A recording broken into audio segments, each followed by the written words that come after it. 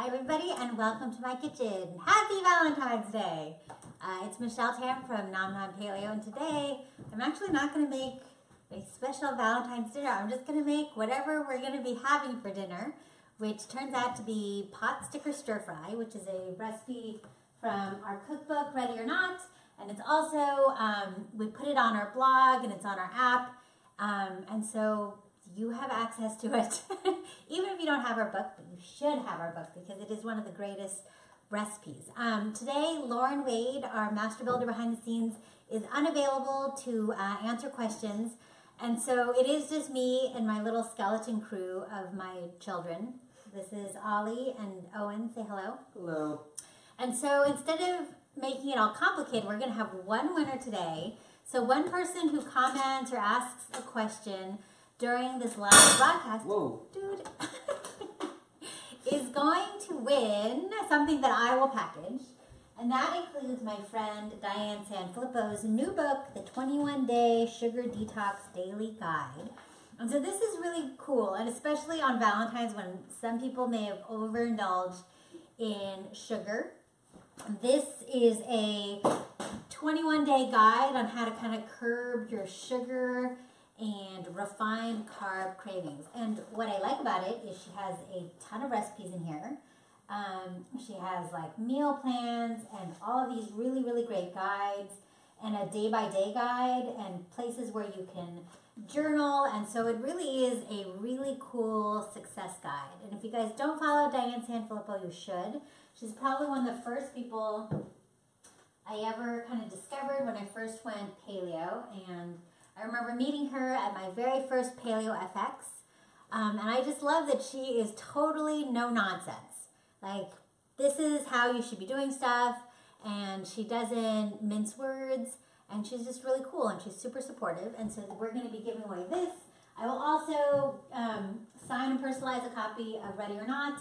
I think I have Nom Nom Paleo socks in my house. I think I have a tin of magic mushroom powder I can put together. So basically, whatever cool swag that I can fit into a box, I will ship that to the winner. All right, so I'm gonna have Ollie help.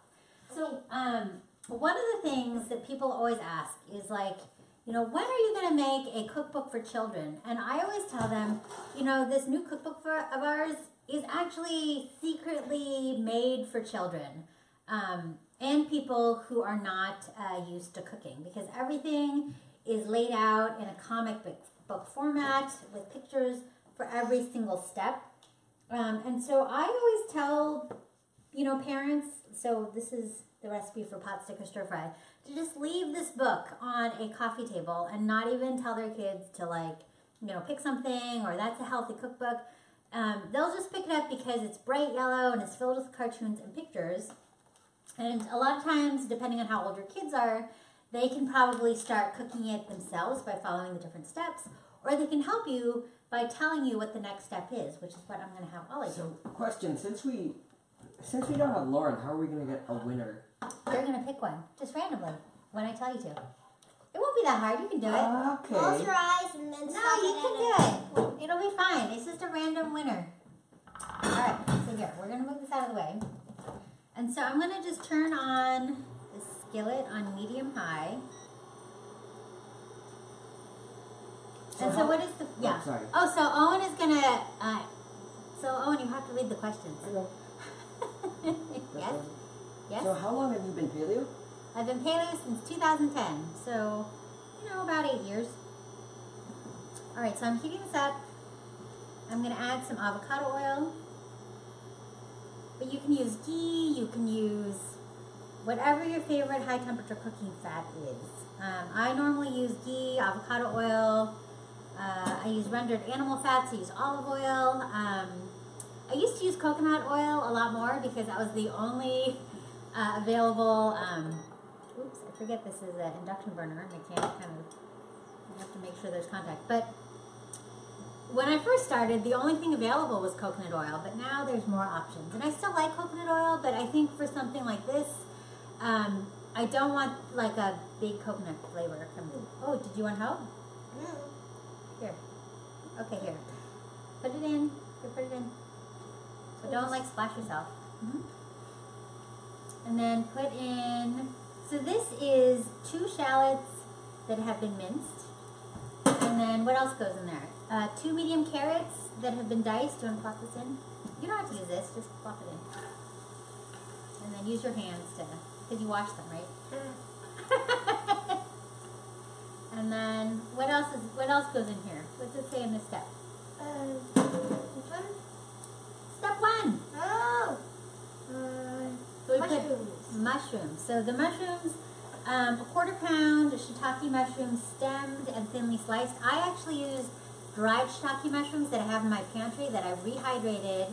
I cut off the stems, I squeezed out the excess water, and then I thinly sliced them because reconstituted dried shiitake mushrooms really do have a lot better flavor. So have you put oil in the pan and Yep. what kind of oil? I used avocado oil, but you can use ghee. And anytime you guys miss something, like if you tune in to this cooking demo a little bit late, you can always rewind and start from the beginning. And you can always watch the replay whenever you are ready. So I'm just kind of sauteing this until the shallots get tender and the carrots get a little tender. And then it says, what's it say in step 2, Ollie? Add a sprinkle of salt. And saute. Saute for 3 to 5 minutes until the shallots are soft and the The shrooms are pliable. pliable. Alright, so I'm going to just sprinkle a little salt. People ask me why I always specifically ask for Diamond Crystal Kosher brand salt. Are there special properties with that salt? Is it healthier? And the answer is no. It's not that it's healthier. It's just that this, if you're going to go by my measurements, you should buy this particular brand because the Diamond Crystal Kosher salt is a larger flake than, say, Morton's. Or if you're using a different salt that is a finer grain, you should just use half the amount that I call for. Because for Diamond Crystal Kosher salt, because it's such a big flake, it takes up more space like in your measuring implement. And so, if I ask for 1 teaspoon and you have a different type of salt, use half teaspoon. So, But in this case, I just said sprinkle because also with Diamond Crystal Kosher, like I can tell by touch how much I should be adding. And it's hard to over salt. so where can you get dried shiitake mushrooms and how long do they last once opened? So dried shiitake mushrooms you can buy, it used to be that you could only buy them, I think, at Asian grocery stores, but now you can buy them at most grocery stores. Like I've seen them at, where have I seen them? I've seen them at Whole Foods and a bunch of other places. Like wherever they have all their dried mushrooms, there's normally a thing of dried shiitake mushrooms. And once they're open, as long as you keep them in a sealed container and they're not exposed to any moisture, it should last for a while. But I throw dried shiitake mushrooms like in my soups, in a whole bunch of different stuff. Because it really does add a lot of umami. And umami is the 5th taste. Besides sweet, sour, salty, and bitter, it is the indescribable delicious taste that, food can have. So this is just slightly softened. Again, I have some minced shallot in here, 2 medium carrots that I've diced, and then some shiitake mushrooms. And so I think this is about ready because and I sprinkled just a little bit of salt because I think it's important to kind of salt at each step. And I can you see here, Ollie, that like the shallots, which are like these little onion-looking things, they're starting to look a little translucent. And then I know that I can move on. And so what I add here, once this is all kind of, what happens in step 3? Toss in the garlic and ginger and stir for 30 seconds until fragrant. Alright, so I'm going to put in about 4 garlic cloves minced, but I have more than 4. Where did I put my garlic? Oh, here. And another thing, Ollie, what page are you looking at? 304 and 305. Okay. Yes, 304 and 305 of Ready or Not Cookbook. Oh, you want to squeeze it? Here. Yeah, I like those. Alright. Come on, muscle. Like squeeze. And also, if I don't get to your questions immediately, I'm sorry. Oh, yes. I also might not see your questions. Yes, because last time someone, I got an email from someone, and they were really nice, but they're like, oh, you know, I tried to tune in, and I asked questions, but you kept on skipping, you know, our question. But, like, sometimes we get, like, 2,000 comments during this broadcast, and they come really fast for Owen, right? And so you can only kind of see the ones he sees. And if it's something you really want answered, ask it again, or just send me a direct message, and I'll get to it when I can. I do read all my own. Good job. And I have a big list right here, so it should be okay for most yes, people. Yes, okay. You gotta squeeze really hard, and that smells good, right? So you don't want to add the garlic at the beginning because you don't want it to burn. So I would add it right around now. And I'm actually going to turn off the heat for a second because I'm going to add ginger. And what I love to do is I keep ginger in the freezer, and then I use a microplane because, first of all, ginger will last forever in the freezer. And then when you use this microplane to grate it, it becomes like ginger snow. And I think a lot of times people don't like eating big chunks of ginger in their food. I know I don't, because it's like, you know, really spicy. Or like a lot of times ginger has these fibers in it. But when you freeze it and then you use a microplane, it almost becomes like this melty ginger snow that will melt into your stir fry, and it adds great flavor without all of the annoying stuff. And someone had asked me, like, they're like, oh, you're putting fresh ginger in here. Isn't that going to break down your ground pork? Because if you guys have made my wonton meatballs, you guys all know that I wrote about how I had all these problems when I was developing that recipe because I added ground ginger to the... Was it fresh ginger or ground ginger? I mean, fresh ginger. And, like, the texture was just disgusting. And I found out that it's because fresh ginger has this enzyme in it that is like a protease, which breaks down protein. And so in this recipe, though, if you're putting it in now, you're cooking the ginger, and it inactivates the enzyme. So when you add in the ground pork, you should totally be okay. So, right. Speaking of ginger, when you grate it, do you do it with the skin on or off? Off. So I normally freeze it with the skin on because I can't be bothered like peeling ginger before I throw it in the freezer. But then I take it out of the freezer, and then I just use a vegetable peeler to just peel the part that I'm going to use, and then I grate it. All right, so now that I can smell the ginger and the garlic and it's nice and fragrant, I'm going to put in the pork. If you don't like pork, you can totally use ground turkey. You can use ground chicken. You can use ground beef. You can use ground goat. I think lamb might be a little bit strong for this. Oh, good. So what does it say? What am I supposed to do? Add the pork along with another sprinkle of salt and grate up the meat with a spatula or one spoon. All right, you want to sprinkle salt? So when you sprinkle salt, do it from high up. Yeah, you can do a little more than that. It doesn't seem like very much. And remember, diamond crystal kosher salt has larger salt crystals. You can add more than you think you need. Yes. So like here, I'm gonna add some. And you know, you would be surprised. Like, I'm still gonna be adding. Oh, do you want to do salpe? Do you know who salpe is? Sage? Oh, you don't know salpe? He's like this, like, he's that meme, right? Where he's like, I'm gonna mess up my whole counter. You haven't seen that? No. You know, the guy with the glasses. I don't care about salt. Alright, I'll show it to you later. Okay. That guy now has like a restaurant in New York City. Alright, so I'm gonna just cook this until the pork is no longer pink. So it looks like, oh look, I got salt everywhere. That is not a very practical way to season. Alright. So any other questions? Yes, we have so many questions.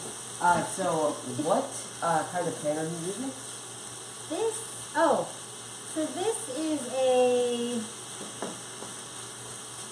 all-clad non-stick that is made for an induction cooktop, because that's what I have here to demo. People have said, oh, are you cooking because this induction cooktop is better than your gas range? The answer is no. I use the induction cooktop because it's easier for me to show you guys, because it's hard for us to angle the camera and have you guys see everything properly. I normally do like cast iron, but these pans are actually kind of cool. I like them. So, and I'll link, so whatever you guys ask, I will link to all the stuff in the description of this video as soon as I get off. let's see. What are some oils that are safe at high heat without like free radicals being produced?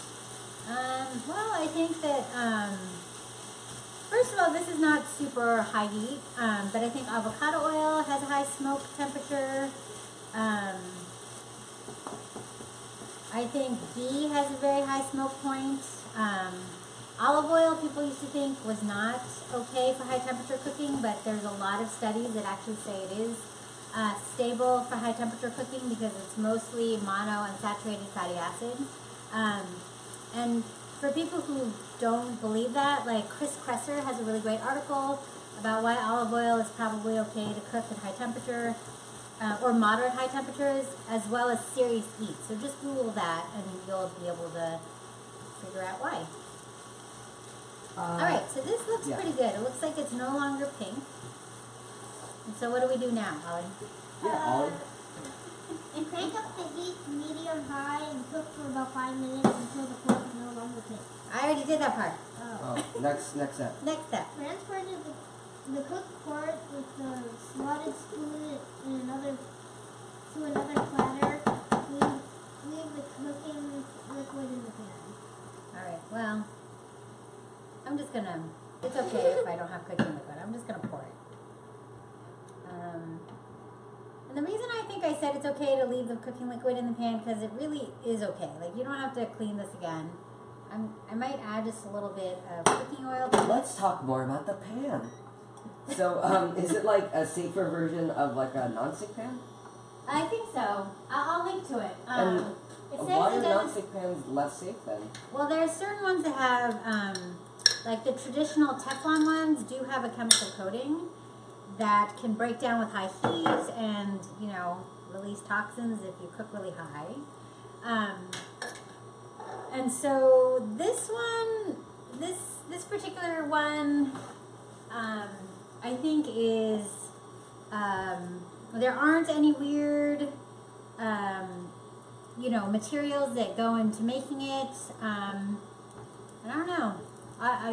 When I did research, this one seemed like a really good, reliable one that was not toxic. And it also works on an induction burner. So what do I do now, Ollie? Throw some cabbage into the pan with another sprinkle of salt and saute for 3 to 5 minutes until wilted. So this is a small Napa cabbage. Actually, it was actually a pretty big Napa cabbage. That I'm going to slowly cook down in here. Bit by bit, because this pan is not quite as big as I like. If I could, I would totally do a 12-inch, but my induction cooktop can only accommodate, I think, on 10-inch as the biggest. So I'm going to sprinkle a little salt. And then as this cooks down, I'm going to add the rest of the Napa cabbage. And Napa cabbage really is probably one of my favorite vegetables. It's used in Chinese cooking, Japanese cooking, Korean cooking. This is the cabbage that's used in kimchi. And Napa cabbage is actually really high in umami. And it tastes really good. It's not as strong as regular cabbage, because regular cabbage sometimes has a really kind of strong sulfur kind of taste. But Napa cabbage, I don't know, and I think there's also like lots of water in Napa cabbage, so it's nice and crisp, and it just tastes really good. And if you don't have access to Napa cabbage, I think Savoy cabbage also works really well. Or bok choy, which is in the same family as Napa cabbage, works really well and can be used interchangeably. So, if you are allergic to mushrooms, what is a substitute, or should you just leave mushrooms out? Just leave it out. And what camera do you use? Like normally? Yeah. So I use my iPhone. I have an iPhone 10, which is what I do all my Instagram on. For this, we have a little camera called a Mevo, which allows it so that we can zoom in and out with a little app on our phone. But that's it. And then Henry has fancier cameras for when we're shooting stuff for the cookbooks and for the blog. So all the blog recipes and the app recipes are shot with Henry's fancier camera. I don't know exactly what model it is, but if you go to my site, I think we have an FAQ that answers people's questions. And one of the questions is, what kind of camera do you use? And I think Like a Nikon or something? Yeah, it's some sort of Nikon. Let's see. So again, I'm just slowly cooking down this cabbage. And then once this is kind of cooked down a little bit, I'm going to add the meat back in. And then I'm going to season it up. But you can see here, like, it is a lot of vegetables. I actually cut down the meat in half and bumped up the vegetables only because I don't need leftovers for tomorrow. Normally, I would totally do the 2 pound of ground meat because I love having leftovers, because the leftovers can be tucked into an omelet. You can put it in like lettuce wraps. You can just eat it with cauli rice, but it's like a really delicious emergency protein that also happens to have a lot of vegetables. But because I don't need leftovers, I only did 1 pound of meat, but I'm going to just keep. So, speaking of leftovers, how long do these last? Well, I think all leftovers are only good for about 4 days in the refrigerator. Because I think that's kind of the standard. And where do you buy Diamond Crystal kosher salt?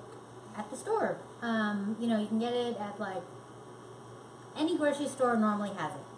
Or all the ones near me seem to have it. Like there are normally 2 brands of kosher salt that you can buy when you're at the store. Like Morton's, which I think is a black box, and Diamond Crystal, which is the red box. And you want to get the one in the red box.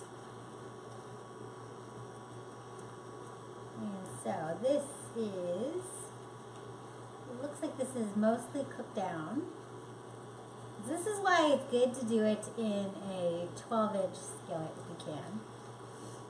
Or even bigger. My biggest ones are 12-inch. And so the cabbage looks like it is cooked down. I bumped up the heat a little bit because I do see that there is a little bit of water that's been released. And I want that to evaporate. And so that's how you do it. People are like, oh, it's kind of, wet. Then you increase the heat so that the liquid evaporates. All right.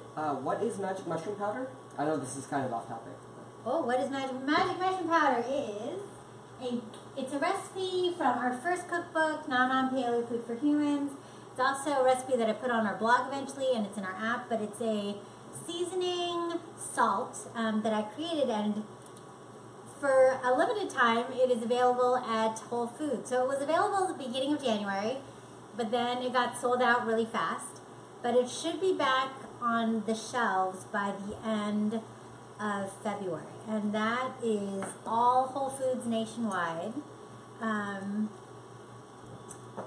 it's probably at the butcher counter or in the spice aisle. Alright, so now that everything is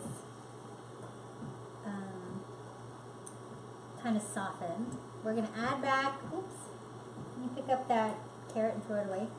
I'm going to add back the pork and the carrots, the shallots, and the mushrooms. What does it say now? You add it back in and stir it all together. Oh, wait, this one? Oh. Step, To combine. yes, and then and so people have said, why do you call this Potsticker Stir Fry? And it's because it's all of the ingredients of the inside of a pot sticker. Because pot stickers normally have Napa cabbage, pork, shiitake mushrooms. I don't know about the carrot part, but I just did. Ginger and garlic. And the seasonings are very reminiscent of pot sticker. And it's a stir fry because I'm making a stir fry. Yay! Alright, so what do I do now, Ollie? Season with coconut aminos, rice vinegar, and fish sauce. Taste and adjust if more seasoning is needed. Okay. So, first thing, I have to add coconut aminos.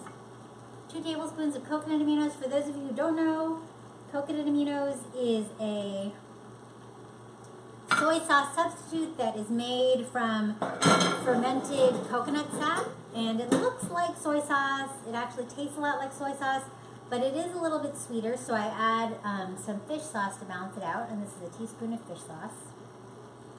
And both of these things add a lot of umami. And then I'm going to add a little bit of rice wine vinegar, so the acid is just to, for contrast. And then I'm going to taste everything before I add the last step. Let's see. Do you ever break from being paleo? Yeah. I think of eating paleo as a compass. Like, you know what you're supposed to do, especially if you've done, a 21-day sugar detox or like a Whole30. Like, you know what foods make you feel best and what you thrive on. But once in a while I off-road. But I know for sure, like, I can't eat gluten. So even if I'm off-roading on a quote-unquote cheat day, it's always something gluten-free. I'm going to just taste this to make sure the seasoning's right. But, I think I know what I have to do to eat right. And so then my next meal, I just eat paleo again. So another thing, if you do want to kind of cheat, would it be okay if you used something more like soy sauce, like tamari almost? Yeah. If you want to use, if you tolerate soy, and a lot of people do, because fermented soy, a lot of people tolerate, you can do gluten-free tamari or gluten-free soy sauce. I'm just adding a little bit of salt. I'm adding a little bit of sesame oil with it off heat. Oh, I like that smell of sesame oil. And people have said, what if you're allergic to sesame? You just leave it out. Like, the sesame oil really is just for flavoring. Yeah. Some people have said that they use hazelnut oil as a sub, like toasted hazelnut oil as a substitute for sesame oil. Oh, and what is tamari, by the way? Tamari it's similar to soy sauce in that, but I don't know what constitutes soy sauce and tamari, but it's a little bit different. Instead of being fermented, I think, with wheat, it's fermented with rice. But then there's times when people have said that gluten-free soy sauce is different from gluten-free tamari, so I don't know the real differentiation between, those things. And so I'm just cutting 3 scallions right now. And are scallions needed for the recipe? I think so. Well, you don't have to, but, every time I don't add them at the end, I feel like something is missing. And it really does it just makes it taste right. And another reason why I'm making this, even though it's Valentine's, is because Chinese New Year is coming up on Friday. That's why we have these little mandarin oranges with the leaves, because this signifies good luck, and we have that in our rooms. Yay! Yeah. Okay. Well, we're gonna put them because before the Chinese New Year. And the kids we're gonna keep that to put on the final thing. but the kids get money in red envelopes. Oh yeah, money. Yeah, so it's like a fun little thing. So this is all done. This is going to be our dinner. And it's okay. Like there is actually some liquid here, but that's not a big deal. It still tastes really good. I might use a slotted spoon to just kind of transfer it over. And let's see. Should I select some winners?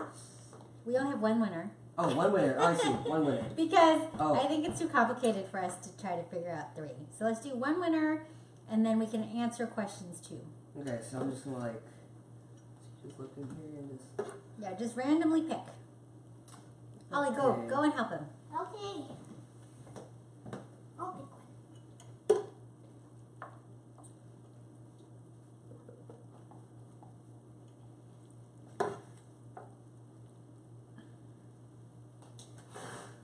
Okay, so Did we get one? have picked our winner. It is Michelle Smith. Woo! Yay! Yay! Is this Michelle Smith and the Whole Smiths, or it's another Michelle Smith? I think it's another Michelle Smith. Very cool. Yay, Michelle Smith. So just send me a message to my Facebook page, and make sure you reply to her message saying you won, so she knows. Okay. And you tag her. I don't know how to do that. Oh, well, you need to. Okay. You need to, because there may be other Michelle Smiths. So in like a comment, I go like. Yeah, pick the one that. Oh, she just commented. Pick me. Well, but. Did she you got pick her? it. Yeah, we did pick her. Okay. Okay, so then comment to her so she knows that yes, she's the winner, and then we'll answer a few more questions before. So we. So Michelle, who has the greatest name on the Ever. planet, you will win a copy of Diane Sanfilippo's 21-Day Sugar Detox Daily Guide, which is a great thing to do if you have kind of fallen off the wagon this Valentine's Day. And then I will autograph your copy of Ready or Not, however you want it autographed. And whatever swag I have, I will send it to you. For sure, we have socks and magic mushroom powder and all that good stuff. All right. Can you try this, Ollie? Okay. Sure it's not too hot. You can blow on it. Okay. Want to try this on? Any other questions while we're... Any other questions? Let's see. A lot of people are starting their Whole30s. Yes, a lot of people are starting the Whole30 because Valentine's Day coincides with the start of Lent. So a lot of people are doing Whole30 at the same time. Oh, and so if you want to go to our blog, all of January I had a new post every single day. And if you go to the little recipes tab and you go down, it'll say Whole30 recipes, and it will have the whole rundown for the January Whole30 plus in the years past. Also, do we eat paleo? They eat paleo when they're at our house. And so I control what they eat most of the time. Like I make their breakfast, I pack their lunch. Lunches aren't necessarily super paleo, they're like gluten-free, but dinner is whatever I make. But because I know I'm in control of what they eat probably 85% of the time, like when they're out in the wild, I expect you guys to make the right choices. And he knows, like Ollie has a gluten intolerance like I do, and so when he's out, even though like cookies and bread and all that stuff looks delicious, like he knows it'll make him feel terrible, so he doesn't do it. Right? Because I think you've tested it quite a few times. Mm-hmm. So I think that's it for this week. Thank you guys so much for tuning in. I won't be here next week because I will be in, I think I'm flying to New York City. Yeah, so there may be a few times, I'm not going to be doing it as much. Anybody who's an email newsletter subscriber, I will let you guys know every Tuesday what we are cooking. And so next week for sure there isn't one, and I'm not sure if I'll be at the next one. But here it is. It is my Potsticker Stir Fry from Ready or Not Cookbook, and it is our family's dinner. Yay. Danielle says, "Go Nuggets." Go Nuggets! Yeah! Yeah. Actually, he's go everything. Yeah. But you just like the NBA. Mhm. Alright, bye guys!